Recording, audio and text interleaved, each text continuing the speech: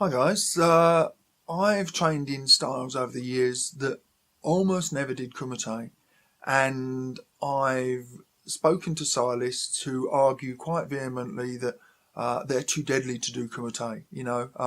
That, a friend of mine did Wing Chun, and he said that the style is too brutal to practice Kumite, and I very seriously refute that position.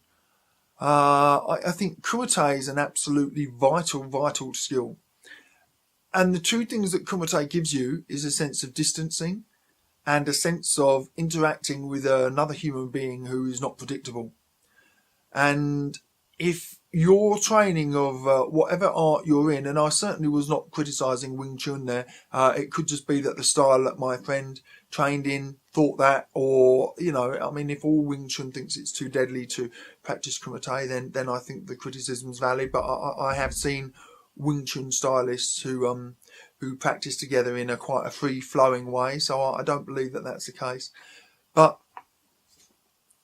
I think that interaction with somebody who is not predictable is one of the most vital elements in learning how to manage a fight, in so much as any fight can ever be managed. I believe it may have been Chris Wilder who once said he's been in half a dozen knife fights and none of them ever unfolded like the knife training tutorials said that they should. Each was different from each other and each of them unfolded in a way that was not predictable. However, I would argue that training your reactions against somebody unpredictable, even though the situation didn't fit into a nice, easy, categorized, you move here, you block with that, you do this, you do that, a nice categorized combination, if you like. I would say that the skills he's learned certainly enabled him to take this unpredictable situation and cope with it more effectively than if he had never done any skills where he worked with a partner. A partner drills where you know what the other person's going to do all the time are a great introduction to the idea of what body parts do what with what body parts and the introduction to the idea of distancing, but they give you absolutely zero introduction to the concept of dynamic distancing. That is distancing when your opponent is moving in a non-predictable way, forwards, backwards, sideways, in, out, round, whatever. And also, in every Kumite exchange, you're also working on your fitness. You're also working on your conditioning. If you're getting hit, you're getting digs. You're becoming stronger, and all of these things. Somebody once said, I can't remember who, but they once said that you don't want the first time you get hit to be in a real fight.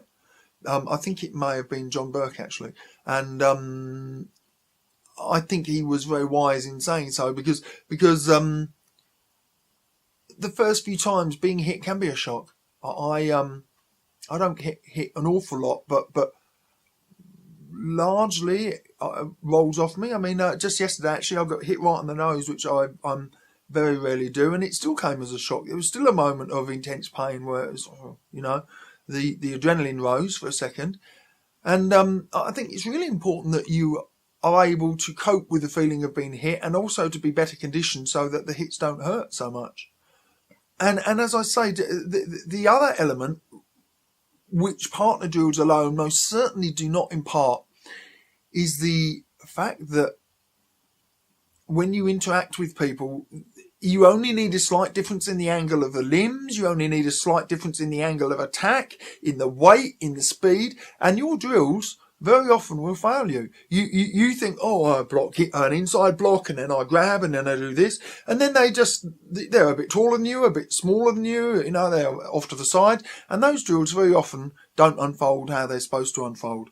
Sometimes the only way to adjust for that or to learn the need for adjustment and the range of adjustment options is to practice some kind of randori or kumite, or even something that I've seen Patrick McCarthy do is where they have they'll get into a kind of a grappling situation, and one person just has to shift from one lock to another lock to another lock, and it's just it's like a grappling version of I would say a locking version of Kumite, and I really think that's an excellent exercise as well. So, as I say, as far as I'm concerned, Kumite is an absolutely vital part of every single class, and more importantly, for those of you who are instructors,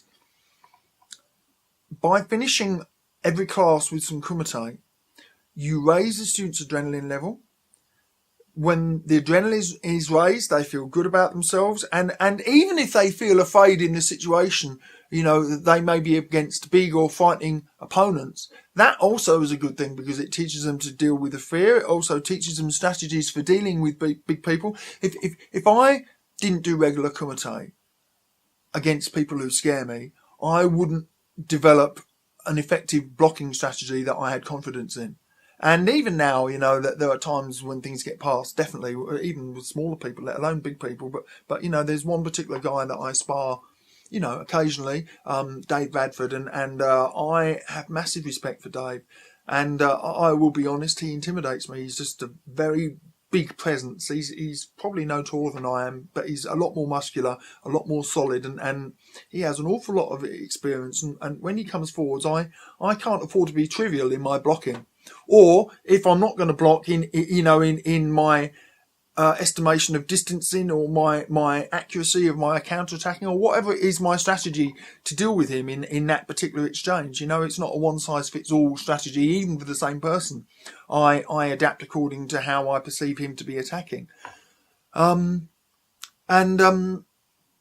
Going back to what I was saying about the adrenaline, any time that the student has a high adrenaline, then that releases endorphins as well. And endorphins, in short, they're like the feel-good drug. Apparently, they have the same effect as chocolate. And the students, provided they don't get hurt, and you should manage that, obviously, the students will actually go home feeling good at the end of the night. You know, even if they feel tired, you all know the feeling when you have a workout, but you feel tired but satisfied. And Kumite will do that for them. And Kumite also is a great way to hide fitness exercise in another activity. You know, if you just get people doing press-ups and sit-ups and running and jogging and skipping, that can very quickly become boring, but 15 minutes, even half an hour of Kumite is a really great way to build people's stamina without them being bored. So anyway, guys, my thoughts on why Kumite is an essential part of every class, and even from a business perspective, you know, those of you who run a karate business, or even just those of you like me who just care about having students who return so that you can help them more in future. If their endorphin level is high at the end of a class, then they're going to be more likely to come back the following week. You take care. Hey guys, thanks for watching. Hope you enjoyed the video. If you did, please take the time to rate and comment, and it would mean a lot to me if you would subscribe. Thank you.